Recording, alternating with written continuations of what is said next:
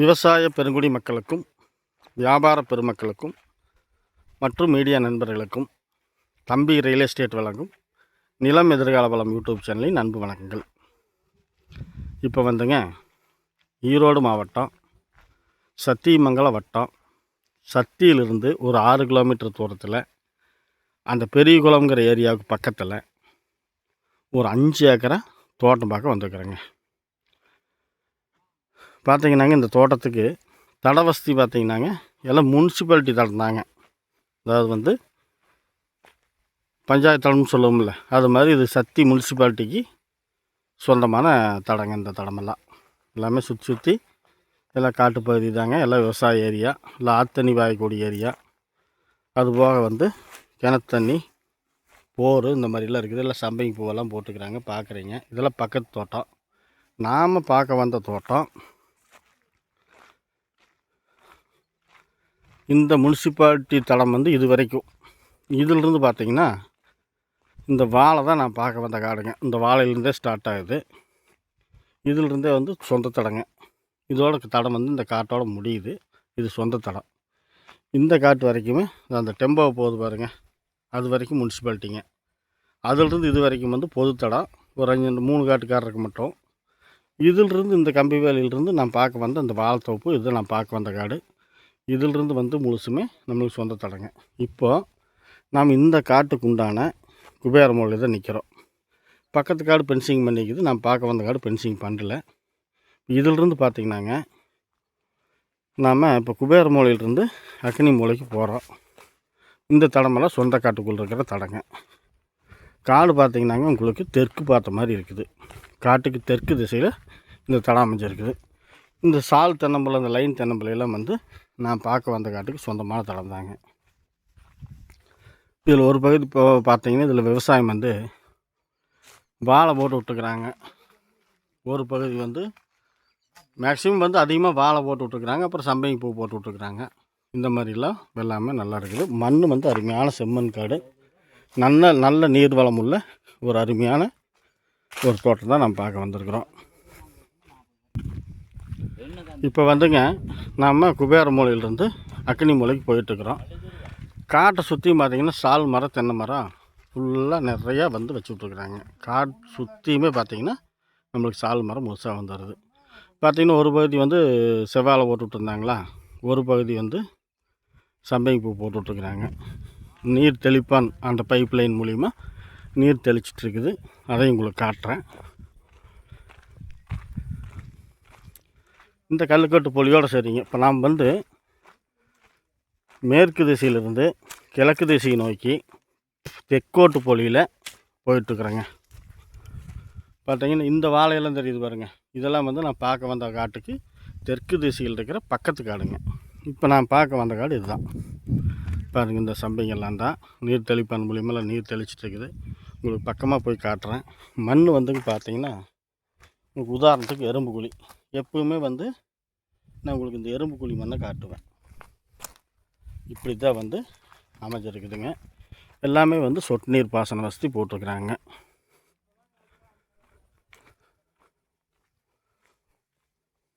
இதெல்லாம் பாருங்கள், நல்ல நீர் வளம் இந்த ஏரியாவில் அருமையான நீர் வளங்க.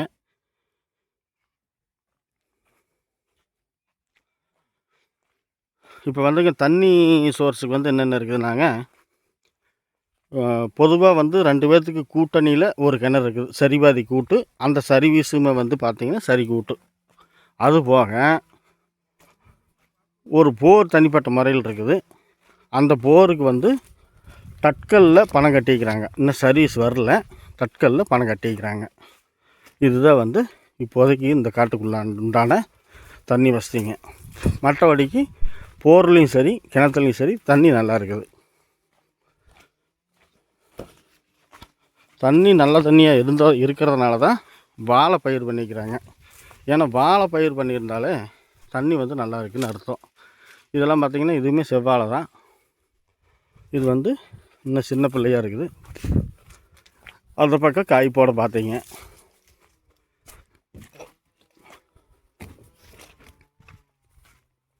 இப்போது நம்ம குபேரமூலையிலிருந்து அக்னி மூலைக்கு இதுதான் அக்னி மூலைங்க. இல்லை கல்லுக்கட்டு பொலி போட்டு இல்லை ஜம்முன்னு இருக்குது. இதெல்லாம் பக்கத்து காடு நீங்கள் சொன்ன முதல்லையே நம்ம பார்க்க வந்த காட்டுக்கு தெற்கு திசையில் உள்ள காடு. அதே மாதிரி நான் பார்க்க வந்த காட்டுக்கு கிழக்கு திசையில் இருக்கிற காடெல்லாம் பார்த்திங்கன்னா பாக்கு தோப்புங்க. ஒரு சிறப்பான பாக்கு தோப்பு. இப்போது இந்த கிழக்கோட்டு பொலி, இதுதான் கிழக்கோட்டு பொலிங்க. இதுவுமே கல்லுக்கட்டு பொலி தான். நல்லா ஜம்முன்னு நான் முதல்ல சொன்ன மாதிரி உங்களுக்கு சால் மரம், காட்டை சுற்றியுமே சால் மரம், தென்னை மரம் ஒரு 20-25 அடிக்கு ஒரு மரம் வச்சு சிறப்பாக பண்ணிக்கிறாங்க. அனைத்து மரத்துலேயுமே நல்ல காய்ப்பு. தென்னை மரம் வந்துங்க மொத்தமாக ஒரு 150 மரம் வருதுங்க. காடு வந்து ஒரு சரளியோ எதுவுமே இல்லைங்க. நல்ல செம்மண், நல்ல மண்பாக்கு, நல்ல மண் வளம், நீர் வளம் அப்படி தான் நல்லா இருக்குது. ஒரு சிறப்பான ஒரு 5 ஏக்கரை தோட்டம் பார்க்குறோங்க.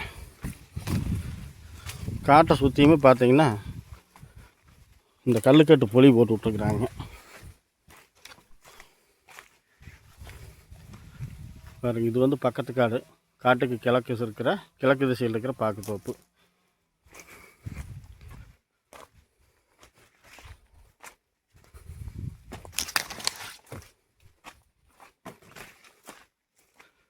இந்த தோட்டத்திலேயே பார்த்தீங்கன்னாங்க ஒரு சிறிய குடியிருப்பு வீடு, ஒரு ஓல்டு போட்ட வீடு ஒன்று இருக்குதுங்க.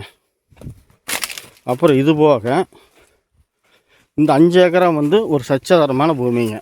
எந்த மூலையும் கட்டாகாமல் ஒரு சச்சதரமான பூமி, 5 ஏக்கரா பட்டாக்காடு. அதுபோக ஒரு 2 ஏக்கர் வந்து நம்ம பார்த்துட்ருக்கிற காட்டுக்கு வடக்கு திசையில் ஒரு 2 ஏக்கரா கண்டிஷன் பட்டாவில் ஒரு 2 ஏக்கரை இருக்குதுங்க. அது பார்த்திங்கன்னாங்க தென்னந்தோப்பு வச்சுருக்குறாங்க. அதுவும் இது வாங்கினா அதுவும் கொடுக்கறது தான். இது கூட சேர்த்து தான். அதுக்கு வந்து நம்ம பணம் கட்ட வேண்டியதில்லை.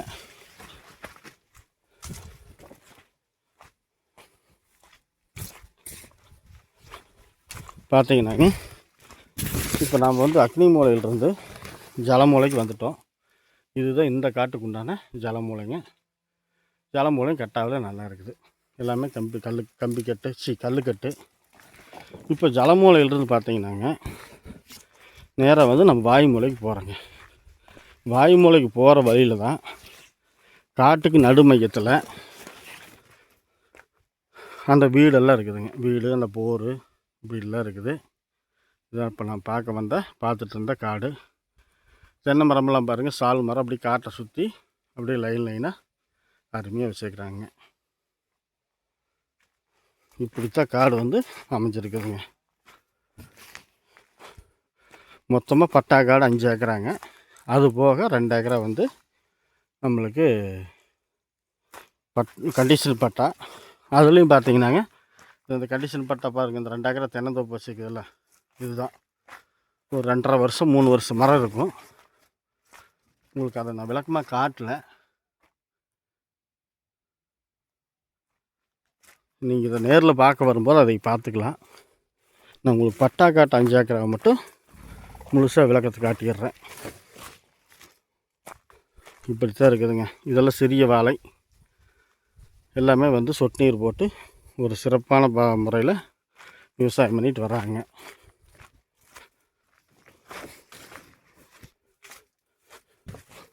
ஒரு நல்ல தோட்டங்க.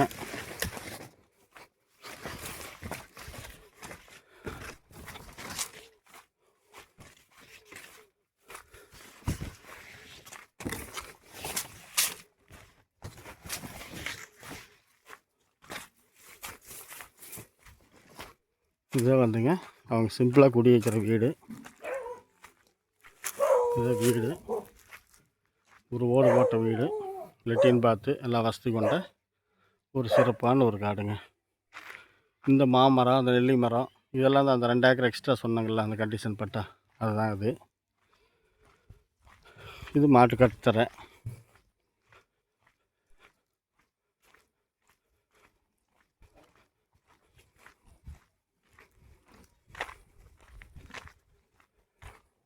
இந்த தடம் வந்துங்க இந்த வீட்டுக்கு வர்றதுக்கு சொந்த காட்டுக்குள்ளே வருதுங்க. இப்போது நம்ம ஜலமூலையிலிருந்து வாயு மூலைக்கு போகிறோம். பார்த்தா நியாயமாக பார்த்தா இந்த வீடு வந்து இந்த காட்டினுடைய வாயு மூலையில் தான் அமைஞ்சிருக்குது.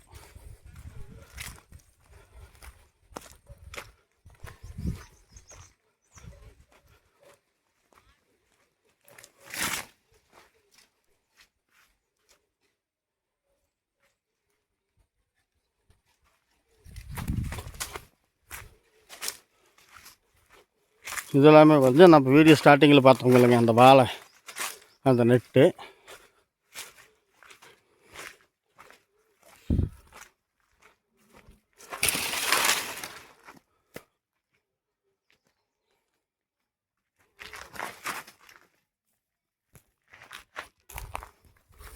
பார்த்தீங்கன்னாங்க இந்த வீட்டுக்கு பின்னாடி இந்த குறையாக கிடக்குதில்ல, இதெல்லாம் சேர்ந்து தான்.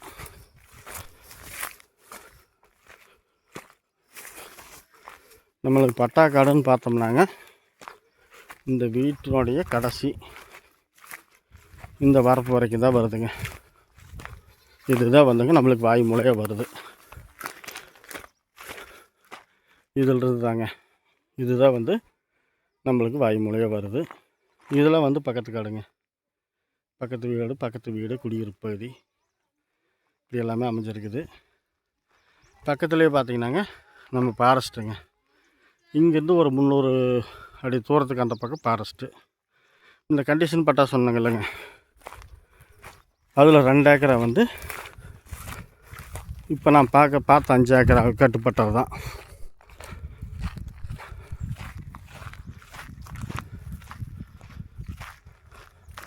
அது உங்களுக்கு மேலோட்டமாக காட்டிடுறேங்க. இதுதான் இந்த தினந்தோப்பு வச்சுக்கிறது முழுசுமே கண்டிஷன் பட்டாங்க. நம்ம அதை வாங்கிட்டோம்னா இதுவும் நம்மளுக்கு தான் சேரும். இதுவும் பார்த்திங்கன்னா நம்மளுக்கு வடகிழக்கு மூலையில் ஈசானிய மூலையில் தான் இந்த காடு அமைஞ்சிருக்குது. அதனால் வாஸ்துக்கு நம்மளுக்கு எந்த குறைபாடும் இல்லை. பார்த்திங்கன்னாங்க நான் பார்த்தோம்ல ஃபஸ்ட்டு ஸ்டார்டிங்கில் அந்த வாழைக்காடு ஒட்டியே வந்து கரும்பும் போட்டுக்கிறாங்க. எனக்கு கரும்பெல்லாம் போட்டுக்கிறதுனா கரும்பு வாழையும் போட்டுக்கிறாங்கனாலே தண்ணி பிரச்சனை இருக்காதுங்க. இதுதான் நான் பார்க்க வந்தால் அந்த முன்பகுதியில் பார்த்த வீடுங்க, இது பின்பகுதி.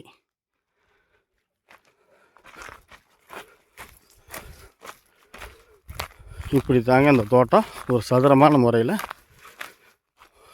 ஒரு நீட்டான ஒரு பராமரிப்பு, சுத்தமான ஒரு பராமரிப்பு, நல்ல நீர் வளம், கிணறு, கூட்டு சர்வீஸு, அதுபோக தனி போர்.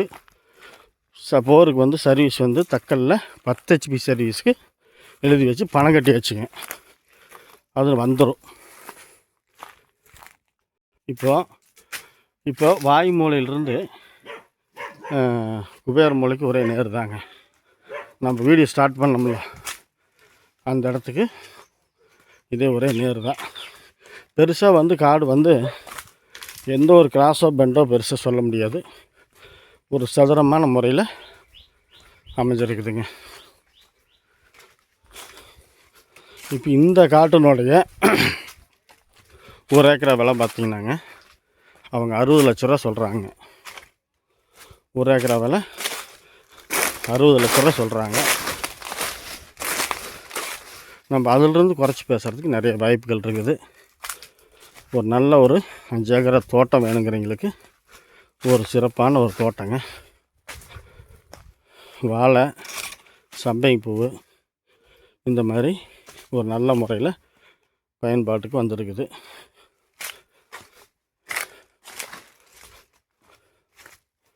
தென்னை மரம் அதே மாதிரி ஒரு 100லிருந்து 150 மரம்.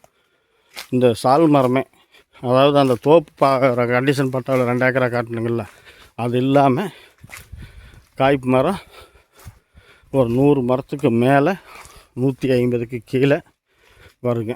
அந்த அளவுக்கு தென்னை மரம் இருக்குது. ஓரளவுக்கு வந்து தோட்டம் வருமான தோட்டம் இருக்குதுங்க.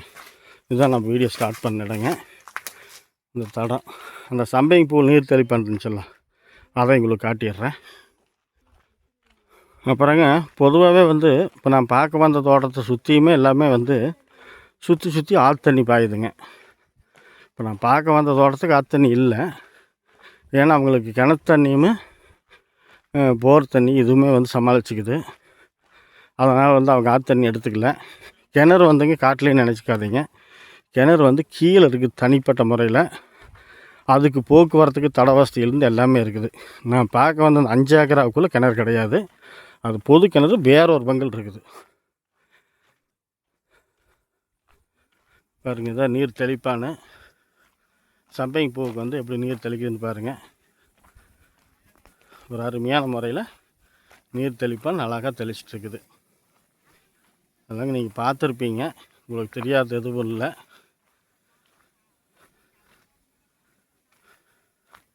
இப்படித்தான் வந்துங்க நீர்நிலைகள்லாம் வந்து குறைய சொல்ல முடியாது. நீர் வளம் நல்ல நீர் வளங்க.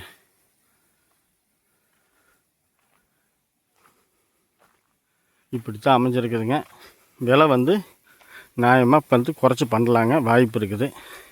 இந்த நிலம் பிடிச்சிருந்தால் லைக் பண்ணுங்கள், ஷேர் பண்ணுங்கள். தேவைப்பட்ட பட்சத்தில் யோசிக்கவே வேண்டாங்க, உடனடியாக ஃபோன் பண்ணுங்கள். நேரில் ஒரு வாட்டி வந்து பாருங்கள். நிலம் பிடிச்சிருந்தா நம்மளுக்கு உண்டான ரேட்டுக்கு நம்ம கேட்கலாம்.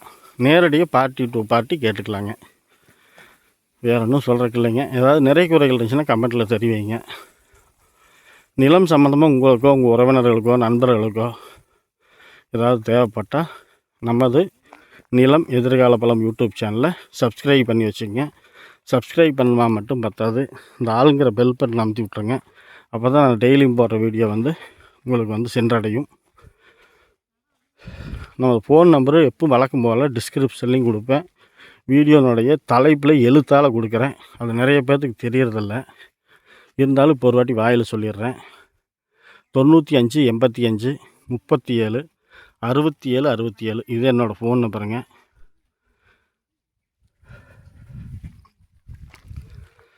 தேவைப்படுற பட்சத்தில் இந்த நம்பருக்கு நீங்கள் நிலம் சம்மந்தமாக எந்த நேரம் வேணாலும் எனக்கு ஃபோன் பண்ணலாம்.